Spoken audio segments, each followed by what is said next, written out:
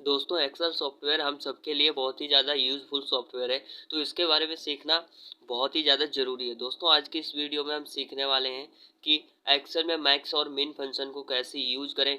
तो इसके लिए आपको करना क्या है, सिंपल एक्सेल को ओपन कर लेना है। मैं एक्सेल को ओपन कर लिया है और जो भी डाटा है उसमें मैक्स और मिन का मतलब क्या होता है उसको भी बताएंगे, सारी चीज़ें बताएंगे। बस वीडियो को लास्ट तक ज़रूर देखते रहिए।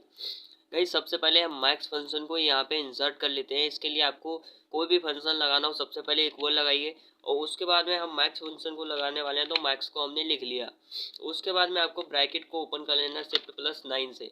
गाइस मैक्स फंक्शन जो होता है वो दी गई रेंज या संख्याओं में से बताता है कि कौन सी संख्या सबसे बड़ी है।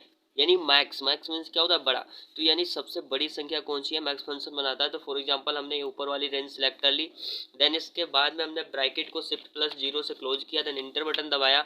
तो हमें ये बता रहा है कि 3265 जो है वो ऊपर वाली संख्या सबसे बड़ी है, तो उसने यहाँ पे हमें आंसर दे दिया 3265 या 3265 उसने आंसर दे दिया। ऐसे ही गाइस चलो हमारा मिन फंक्शन होता है। मिन फंक्शन का काम होता है कि दी गई रेंज में ऐसी कौन सी संख्या छोटी है, सबसे छोटी संख्या को मिन फंक्शन बताता है। तो इसके लिए आपको सिंपल इक्वल और उसके बाद में मिन को टाइप कर लेना है। टाइप करने के बाद में आपको ब्रैकेट को ओपन करना है, देन इसके बाद में रेंज सेलेक्ट कर लेनी है जहाँ पर भी मिनिमम संख्या ढूंढनी है, और उसके बाद में आपको ब्रैकेट को क्लोज करना है। देन इंटर बटन जैसे ही आप दबाएंगे तो ये बता देगा कि आपकी दी गई रेंज में कौन सी सबसे छोटी संख्या है। तो आप खुद ही देख सकते हैं कि यहाँ पर दी गई रेंज में एक सबसे छोटी संख्या दी, तो उसने हमें एक बता दिया।